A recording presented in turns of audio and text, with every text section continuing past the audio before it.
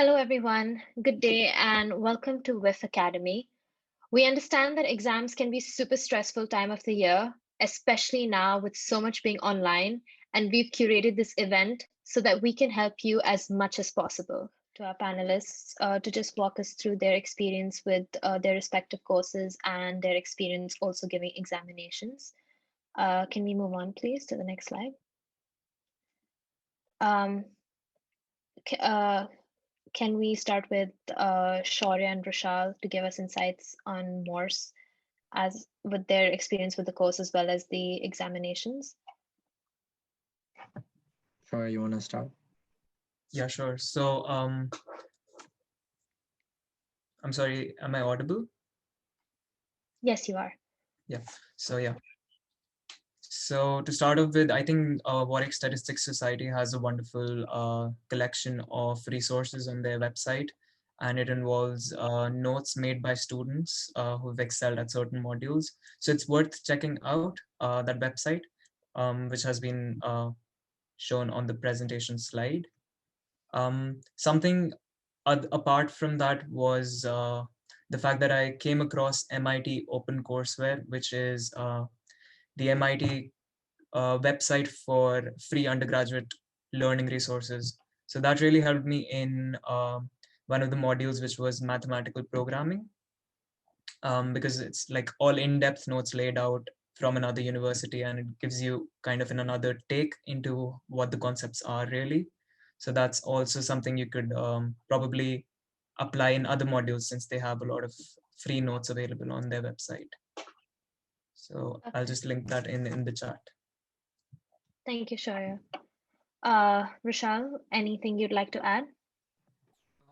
Yeah, so I just like to reiterate that Warwick Statistics Society is really helpful.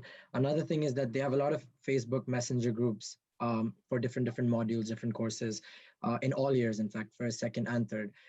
So I definitely recommend joining those, because then you can work with people for assignments, you can work with people, you can ask questions, and everybody's really helpful.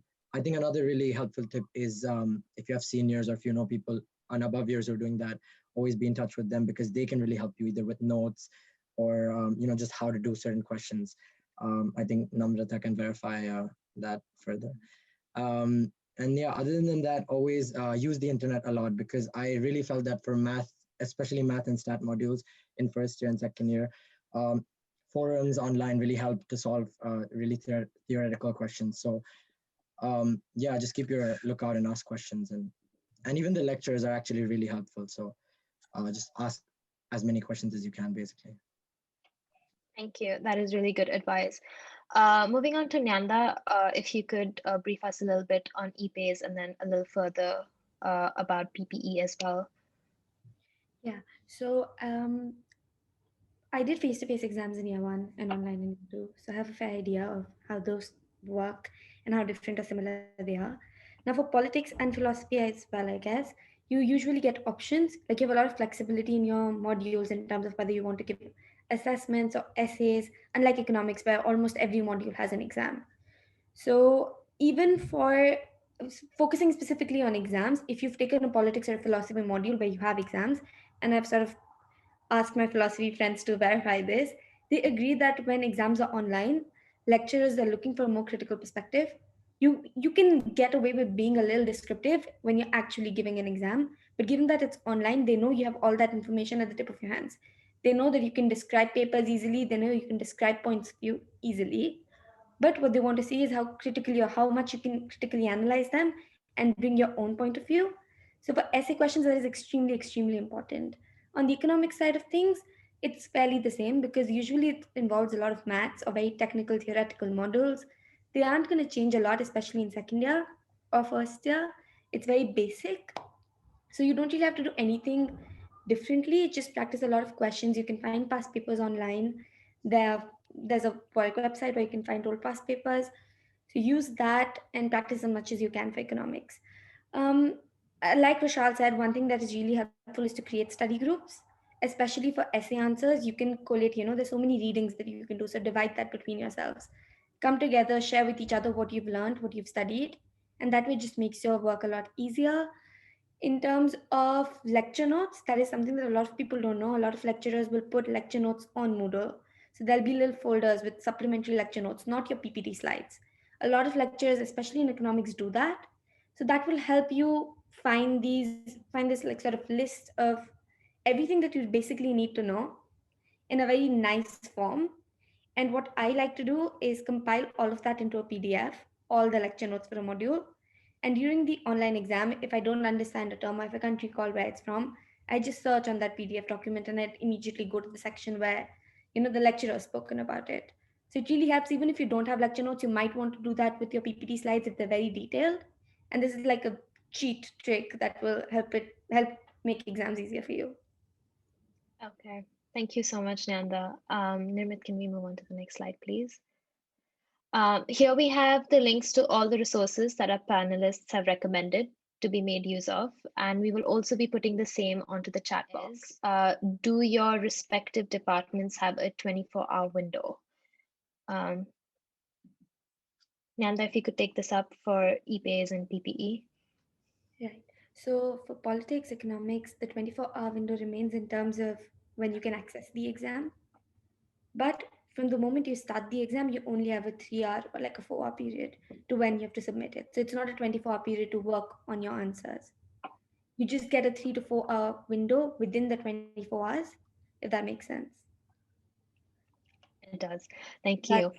stays with both economics, politics, and philosophy. Sorry, it's for all of them. Okay. Thank you, Nanda.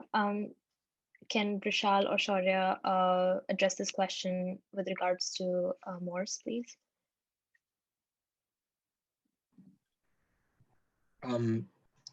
For the statistics department, they've changed it this year. So they're fixed time exams. So you do not have 24 hours. You have to start at either 9 or 3. I think the second one is. And then you have the allotted exam time. So it's 1 hour, 2 hours, or 3 hours.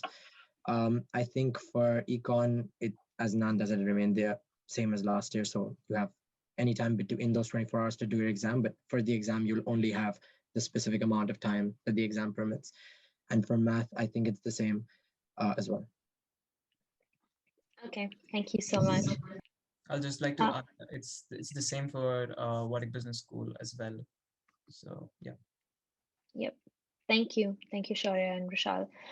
Moving on, can you please explain in depth how to use mitigating circumstances?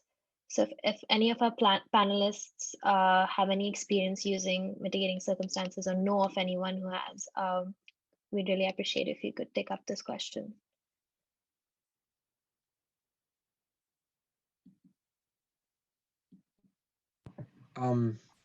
I can begin. So I think from what I know is that I know someone who had to do that during the exam because they had a technical error or something. So the first thing you should always do is record some proof of the fact that if you've had a technical error during the exam, record proof of that. You take photos and stuff like that, because when you're submitting mitigating circumstances, you have to show them proof of a failure if it happens during the exam, that is. And if it happens before, again, it's the same thing. So they need viable proof to allow you to give that mitigating circumstances. So always record everything, take proof, take photos with timestamps so they know exactly when something has happened. Okay, perfect. Thank you so much, Vrushal. Moving on, will there be any changes in the format or type of questions asked, seen, and unseen? Nanda, if you could take this up for EPAIS and PPE, please. Right, so I think that will definitely depend module to module. A lot of modules have gone under a change because the exams have been online. So I know one of my modules is starting to focus more on theory now because they know that maths questions can easily be shared with each other, while theory, they can account for plagiarism when it comes to theoretical questions.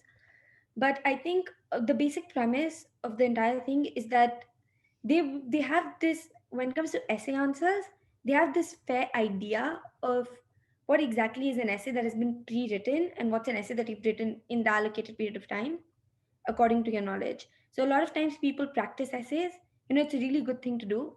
But suppose I'm practicing essay for the topic education. Okay, the specific question that I practice is very different to the actual question in the exam, but the topic is same. I will tend to put in the points that I've revised or written in my pre-written essay into that. Like I will try to fit an answer into the question instead of actually thinking about the question and doing that. So that is one thing you need to really refrain from doing. So it's not a change in the way they form the papers, but it's definitely a change in the way they expect you to write the answers. So you have to be really careful of, you like be more direct in terms of answering the question and show them that you're not trying to fit lecture notes or a specific reading into it and you're actually answering the question. Okay, great. Thank you so much. If Vrushal or Shourya could take up this question with regards to MORSE.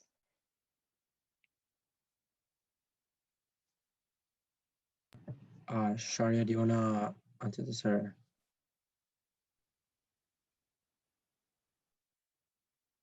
It's fine. So for last year, they said that there would be no change in the type of questions that they were going to ask.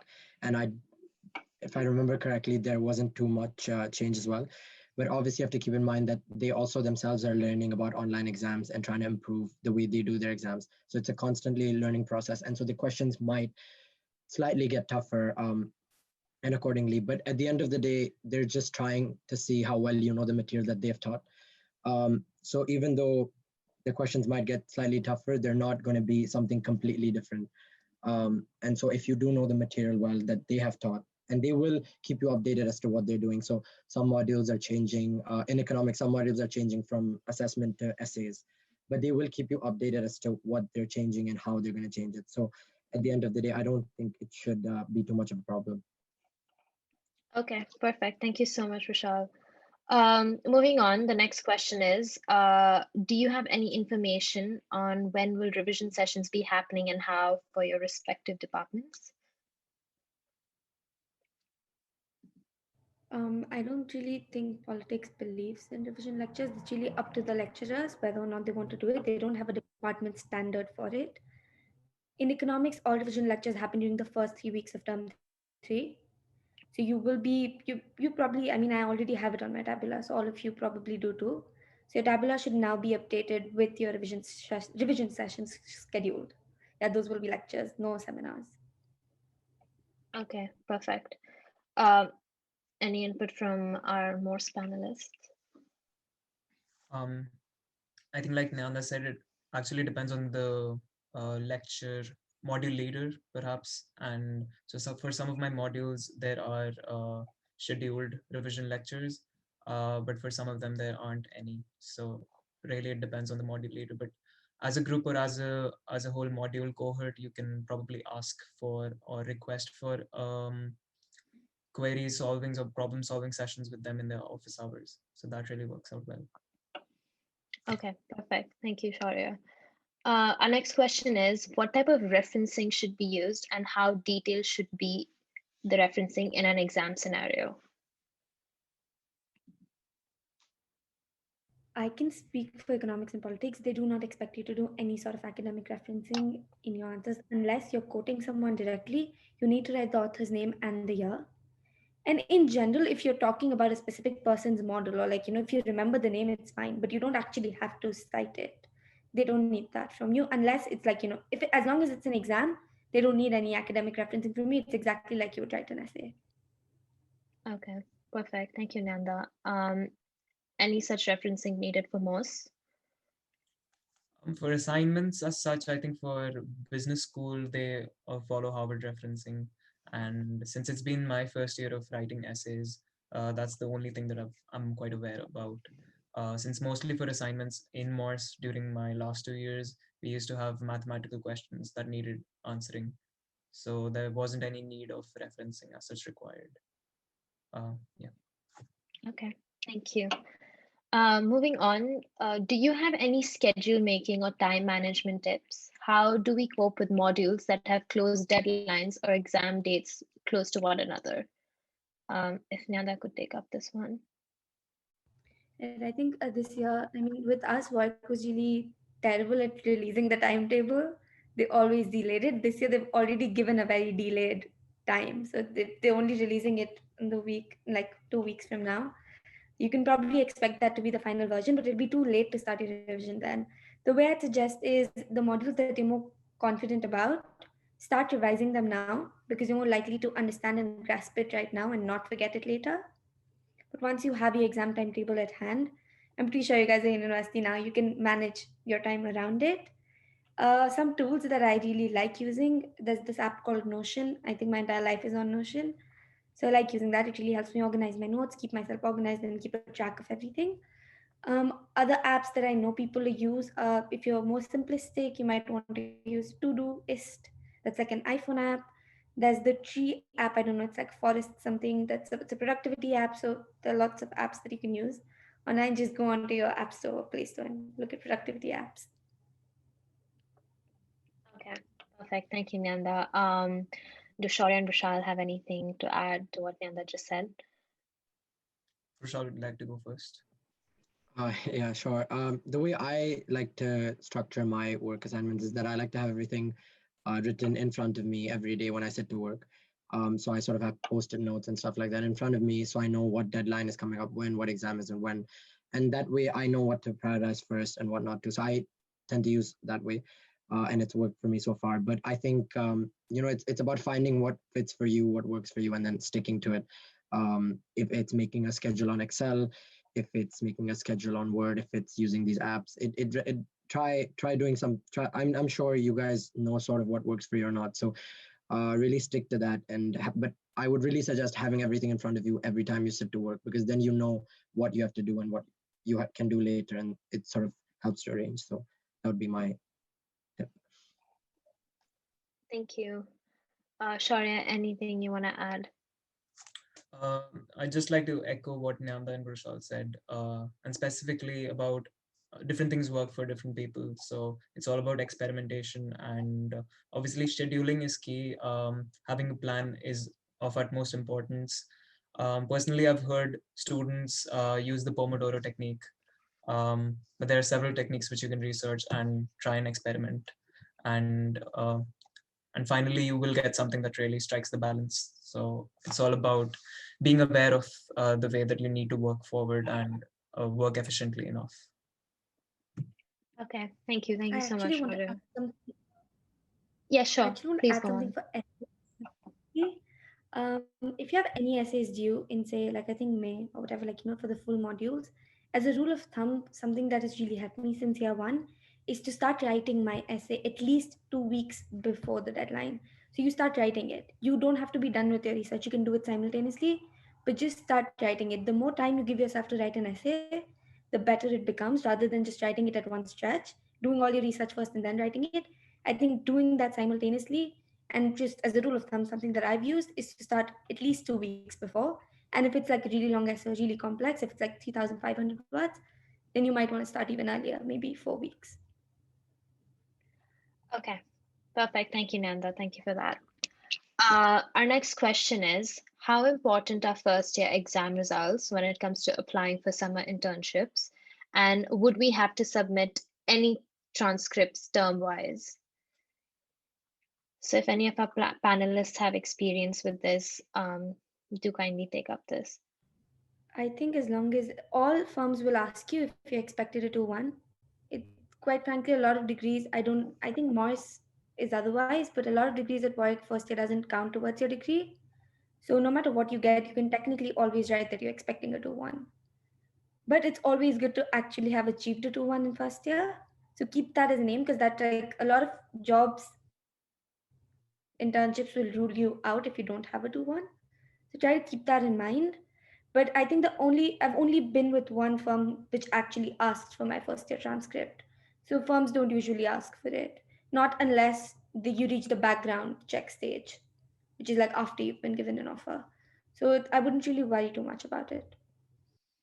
Okay, thank you, Nanda. Any of our more panelists want to add anything to that? Okay, moving on. Yes, Vrushal, do you want to add anything? No, I don't have anything. Okay.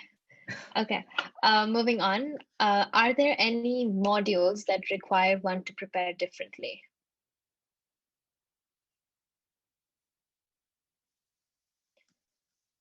Nella, any modules that you think in EPAIS or PPE that differ, that need any specific kind of preparation?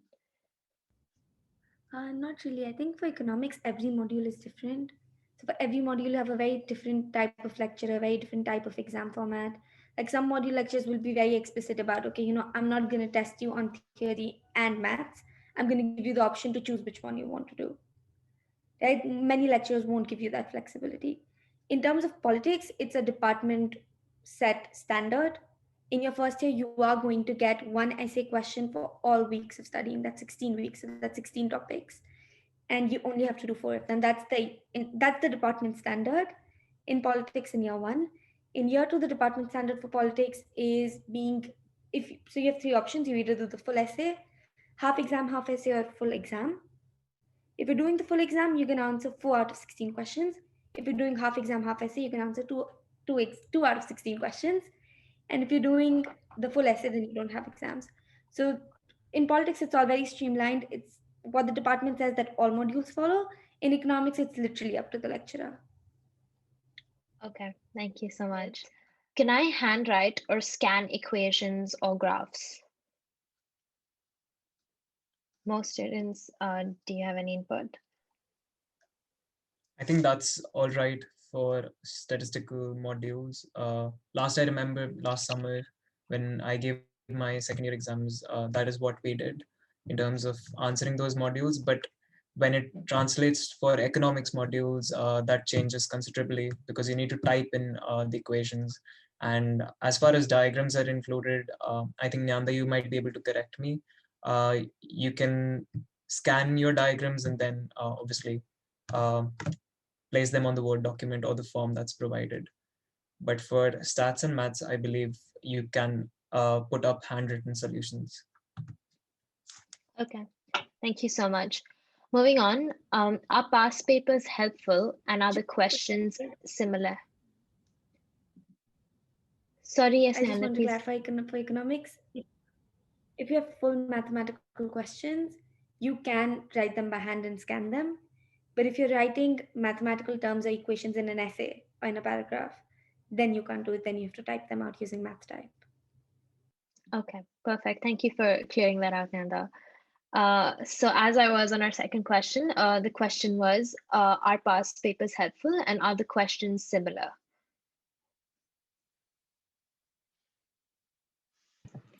I'll go first for this. I think the most helpful way for me to revise for exams has always been to use past papers. So yes, definitely past papers are very, very helpful. The only drawback to this is that WBS does not provide solutions to past paper exams, whereas stats does. I don't think economics does either. But again, I think Nanda will confirm. So that's the only issue. But then, as we said before, if you sort of have a study group or people you're working with, you can always sort of verify the way you're doing it and know what the right answer is. And in terms of the questions being the same or not, they're usually not the same, identical, but they do follow sort of a similar structure. And obviously, they're assessing the same material year in, year out, most probably. So they will be quite similar, and so that's why they're really, really helpful. And yeah. Okay, thank you so much. Do any of our other panelists have anything to add? Okay, moving on. Does a self-certification apply for only one or all departments?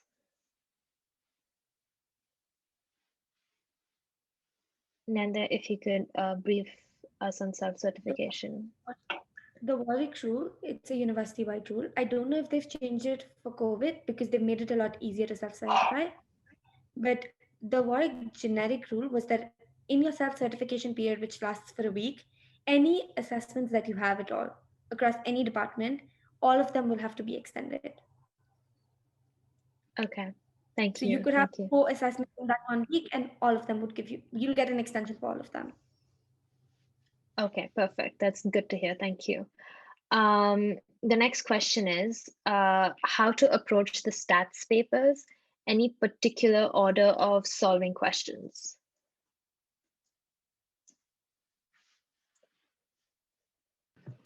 Shourya, do you want to go for this one? Yeah, sure. For certain stats modules, I believe that this is something that I've observed. Let's take an example of probability, introduction to probability, which is a year 1 module.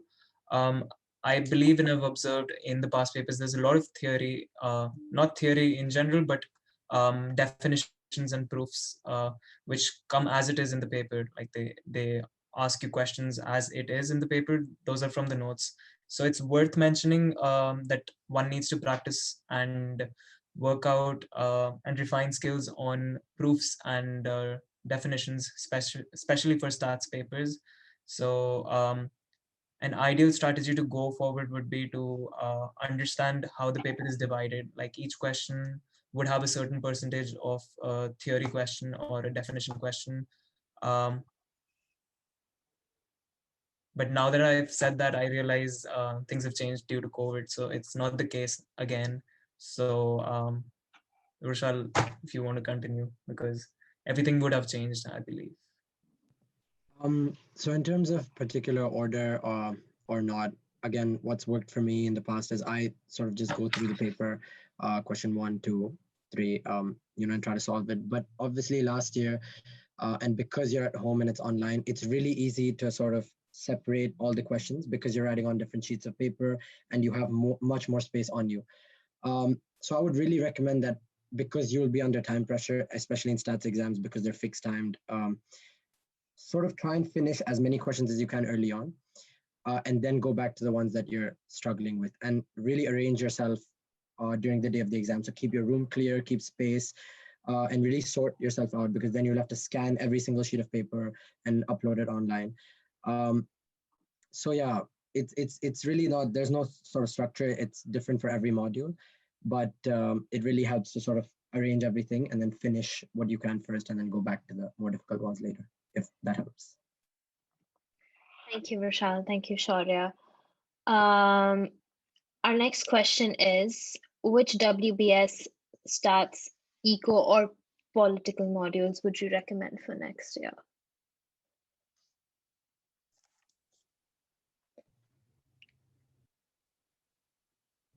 If you're interested in philosophy and applied ethics, I'd recommend ethics in contemporary business. I really like the module. It's a WPS module, fully essay-based. It's really nice. The lecture is amazing. Apart from that, I would strongly suggest taking, I don't know if this is available for other people, it's a course for EPAIS students, but making of economic policy. It's a course with which the economics department and politics department have created together. So 1 week you have politics, 1 week you have economics, and they basically analyze the same issue or same public policy issues from the two different lenses. So if you're really interested in that, I would highly recommend that module. Thank you. Any of our MORSE panelists?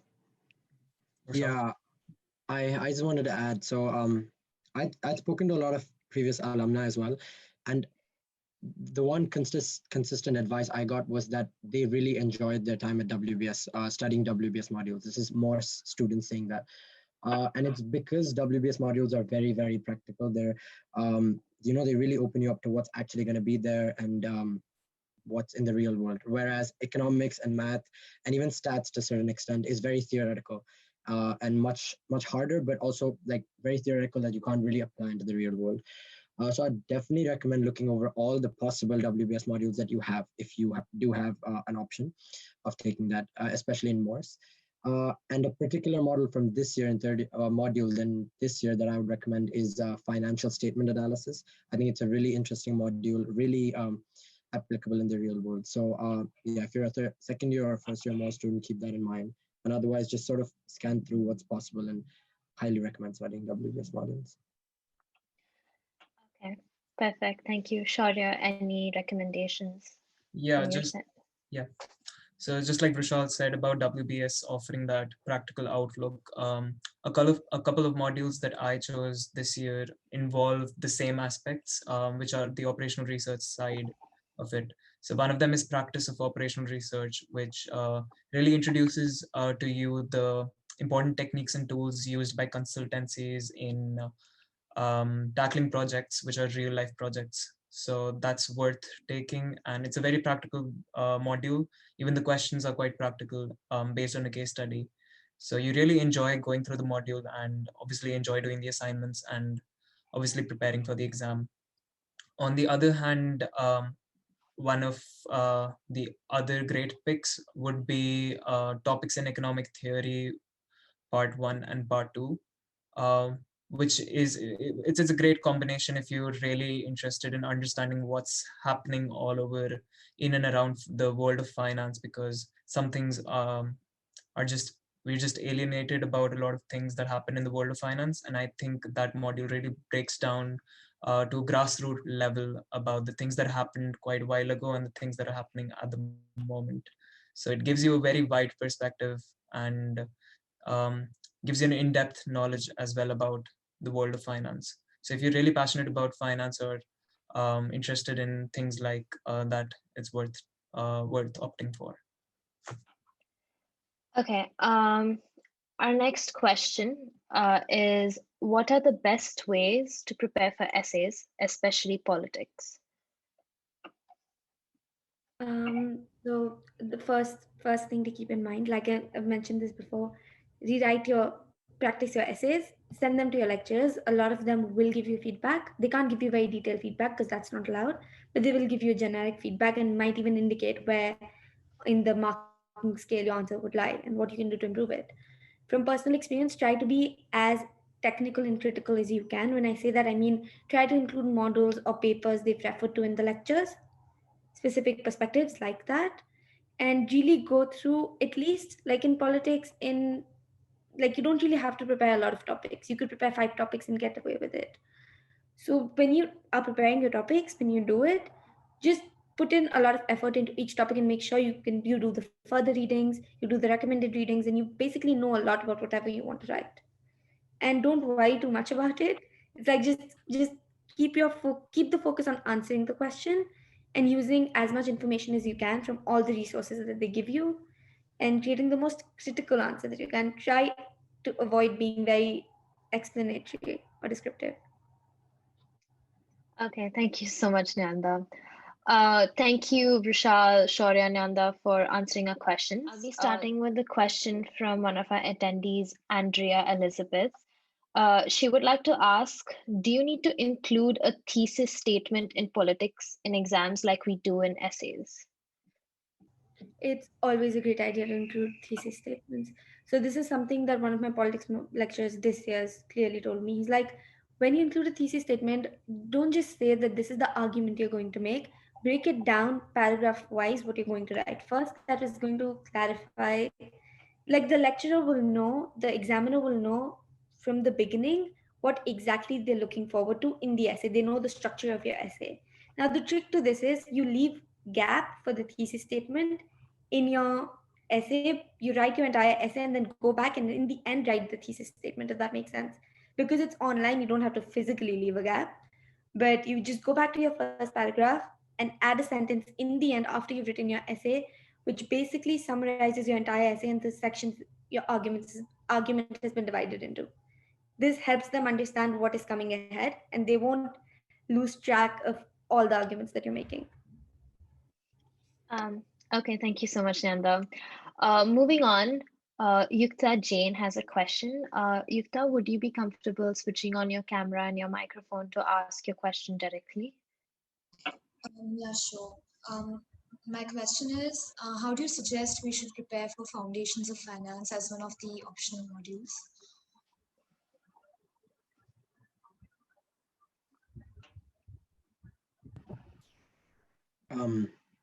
I'll go first. I think in terms of preparation for Foundations of Finance, there's not much preparation. At least I don't really have an answer to that. But the module is it's quite straightforward, I think. But it's a really important module going forward in second, third, if you decide to take more finance modules, more rigorous finance modules later on. So I'd suggest really trying and understanding and really trying knowing the basics that they're trying to teach, because it might seem really straightforward and sort of not interesting at first, but if you do sort of get the basics that they want to teach you, it'll be really helpful later on. So that would be my main tip. Yeah, and I'd just like to add on the fact practicing past papers really helps a lot. And again, really understanding the concepts up to the level that is expected of you is essential as well. And that can only be done by practicing the problem sets that you get and asking your tutor for more help if you need. Because the exam is basically pretty much covered by all aspects in terms of the concepts that they teach you. So it's a pretty set number of things that can come in the exam, obviously, and it all requires is practice. So just focus on that and make notes from all the module notes that they provide you, and you should be good. Thank you, Shourya. Thank you, Vrushal. Moving on, we have a question from Isha Tripathi. Isha, can you please switch on your camera or your microphone to ask the panelists your question? Hi, thank you. I just had a question for Gnyanda, and it was specific to EC 203, which is applied econometrics, which you mentioned you did. Do you have any tips for revision? Because it has been not the best year for that. Definitely. I think something that everybody was scared of was how data focused the module was. Honest opinion, forget all data questions, forget the problem sets, nobody cares. You're not going to be tested on that at all. You will go back to applied econometrics resources in your final year when you're doing your dissertation, if you're doing it. But otherwise, there's literally no relevance of that apart from your project, which you must have done by now. But for EC203, what you really want to focus on are the past papers, are the actual questions that he might ask you. With Tom, I think he's really approachable. So if you ever don't know the answer to something, if you're really confused about even a very small detail, always reach out to him, and he will reply with extreme detail. So utilize having him as a module leader because he's very helpful. So reach out to him at every instance that you can. But apart from that, don't really worry about the data stuff. Ignore all of it. Ignore all the problem set questions that involves data. Only do the ones that involve handwritten stuff. And there's a formula sheet for statistical techniques B from year 1. And that is extremely helpful when you're doing applied econometrics in year 2. It gives you the basic idea of like up until like everything you do in term 1, it's covered in that one sheet. So just download that formula sheet from the statistical techniques Moodle page, and you'll be set pretty much for the first half of the module. Thank you, Gnyanda, and thank you, Isha, for that question. Moving on, we have one more question from Lily. Lily, would you be comfortable turning on your camera or switching on your microphone to ask this? Hi, I just had a question about econ, about how is best to approach an economics paper. Like, is it split into different sections, or should you go from like straight from question 1, or should you answer certain questions first? Thank you. I think economics, like I mentioned, is very different. Every module is extremely different, but usually it will be divided into sections. And the way I go about it is I do the maths ones first and the essay ones later, if that's the way it's structured. But I don't know, I mean, Shourya and Vrushal might have something to add there.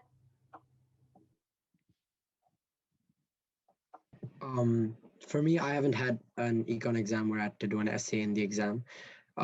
So I couldn't say for that one. But again, it's similar to what I said earlier about I go through the whole paper first, and then because it was online last year, I had the chance to sort of revisit questions that were quite tough later on and put them to the side and do the questions that were straightforward or that I knew how to do before. And that way you're more confident, you have more time going forward, because time is a big issue when it comes to exams and solving them. So I'd recommend doing it that way. But yeah, what about you, Shourya? I think I'm in the same boat as you, since I haven't answered questions which required an essay answer in examination setting. So yeah, basically, like you said, going through the paper, skimming through the paper, and understanding what are the key things that you can really answer, the things that you're really sure about, and acing through those first, and then spending more time on the ones that are troubling you a little. So I think that's the only way to go forward. And obviously being well prepared is key. Thank you, panelists, for answering that, and thank you, Lily, for your questions. Thank you, Shourya, Gnyanda, and Vrushal, for taking the time out to speak with us today.